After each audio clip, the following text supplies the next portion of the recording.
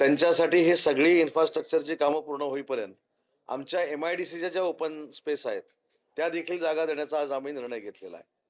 सकाळी जो मला प्रश्न विचारला होता की MIDCनं खड्डे भरण्याचं काम सुरू केलंय, तर त्याच्यामध्ये फक्त मी करेक्शन करतो. तो 59 कोटीचा रस्ता हा सार्वजनिक बांधकाम विभागाकडनं मंजूर झालेला आहे. जानेवारीमध्ये त्याला वर्क ऑर्डर दिलेली आहे.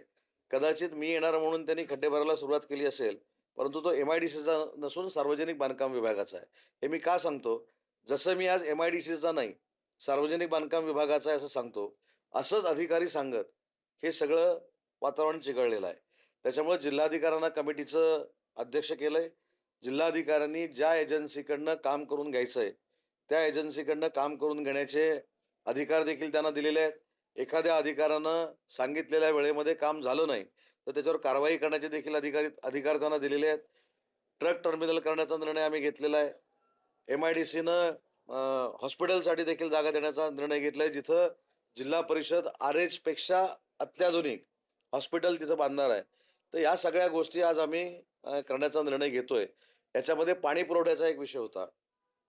तर पाणी पुरवठ्याच्या विषयाला देखील जलजीवन मिशनच्या पुढच्या आठवड्यामध्ये माननीय पाणी पुरवठा मंत्री गुलाबराव पाटील साहेब हे स्वतः चाकणमध्ये येतील, अधिकाऱ्यांची बैठक घेतील, उद्योजकांबरोबर बैठक घेतील आणि उद्योजकांना जलजीवन मिशनमधनं नक्की काय पाहिजे याच्यावर ते देखील निर्णय इथून घेऊन जातील.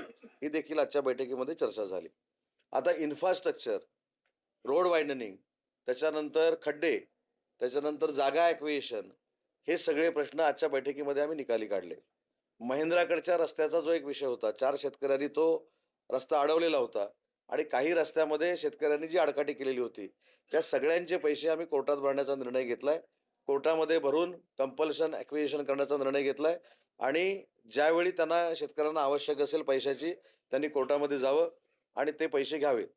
काही शेतकऱ्यांच्या काही गैरसमजातनं अडचणी निर्माण झालेल्या आहेत, त्या देखील आम्ही दूर करू. दर शुक्रवारी पुणे जिल्ह्याच्या MIDCच्या संदर्भात दर शुक्रवारी जसा जनता दरबार भरतो, तसा आता जिल्हाधिकारी देखील दरबार करतील, अशा पद्धतीची रचना आपण तयार केली.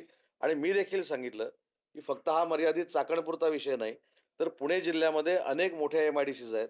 तर 2 महिन्यातनं 1 दिवस पूर्ण हा फक्त आणि फक्त पुणे जिल्ह्यातल्या MIDCसाठी आणि उद्योजकांसाठी देण्याचा देखील मी निर्णय घेतलेला आहे. त्याच्यामुळे असंख्य गोष्टींवर चर्चा झाली, असंख्य शेतकऱ्यांच्या गोष्टीवर चर्चा झाली. पण ह्याचं सगळ्यातलं महत्त्वाचं सार काय होतं, तर या बैठकीला खासदार अमोल कोल्हेसाहेब देखील उपस्थित होते आणि काळेसाहेब देखील उपस्थित होते. म्हणजे एखाद्याला जर विधायक काम करायचं असेल, लोकांच्या मागे उभं राहायचं असेल, नौटंकी करायची नसेल, तर अशा मिटिंगला येऊन ते स्वतःचे मुद्दे मांडू शकतात, राजकारण बाजूला ठेवून.